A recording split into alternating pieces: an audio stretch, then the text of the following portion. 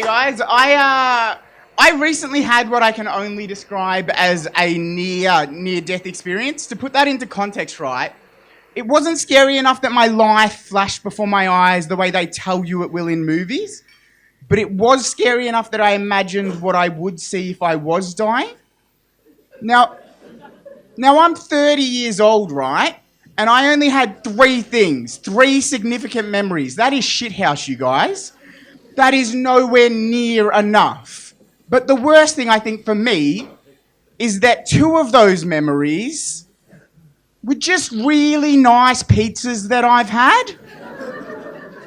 It's a fucking gross thing to find out, guys. It made me think a lot about midlife crises, right? I realised I'm really jealous of my parents' generation. They got to have a midlife crisis. It's in the language. You're having one of them, right? My generation, we don't have that. We have existential crises.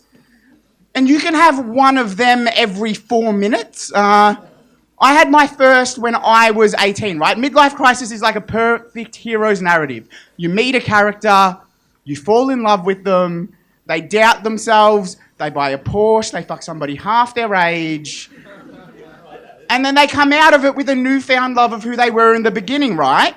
But I was 18 when I had my first existential crisis. That's a very different experience. Like, I can't afford a Porsche. They won't let me fuck somebody half my age. I mean, you wouldn't want to if they did, but it's nice to have options, you know? I was talking to one of my friends about this, and he told me I needed to find Jesus. That was a weird thing to hear.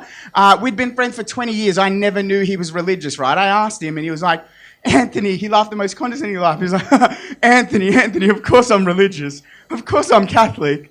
The reason you don't know is that I'm a non-practicing Catholic.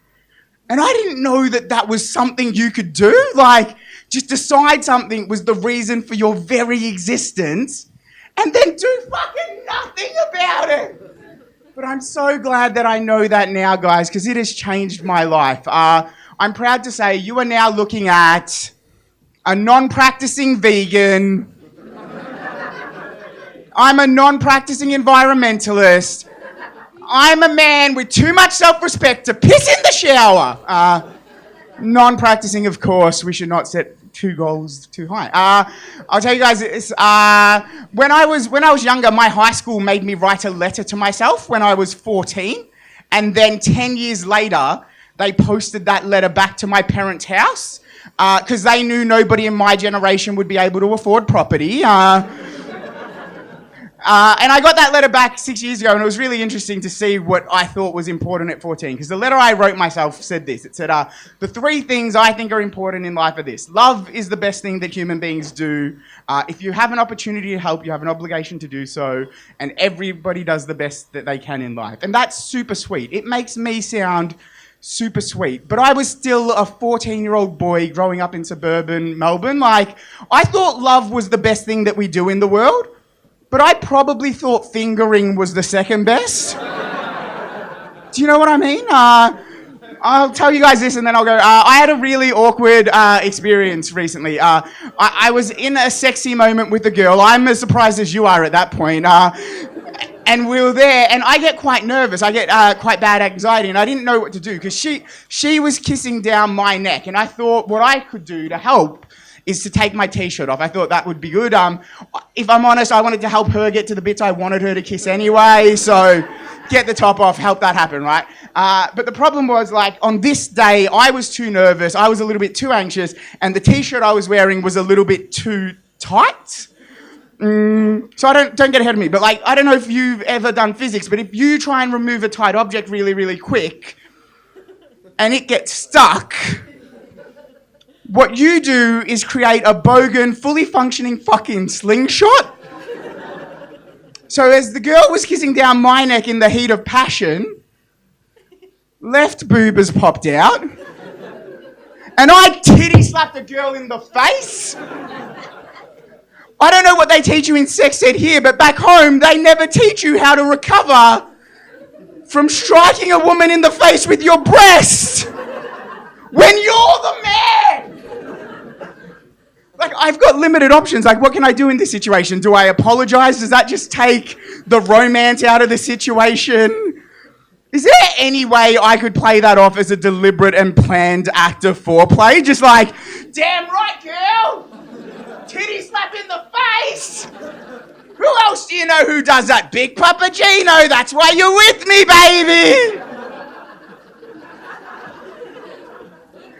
I didn't know what to do. I just wiped the sweat off her face and continued. That is challenging, I grant it. Thank you for going with me. I had to break up with the girl. It was a really weird situation. It wasn't anything wrong with the relationship except every time I came home from work and I asked her how her day was, she had the same answer. She would say, I've had a bad day. I've had a bad day. Every day I've had a bad day. I've had a bad day. And that started to really annoy me because I think surely at some point, if you're having a bad day every day, eventually you're having an average day and a bad life. I'll tell you guys this. I recently lost about 30 pounds, right? But I lost that after I started feeling comfortable with how I looked anyway. And the way I started feeling comfortable with how I looked was really interesting. I read in a newspaper that over the next 5 years, 70% of the world's population is going to be overweight. So you're looking at the future, motherfuckers! Future's disappointing. Thanks, guys.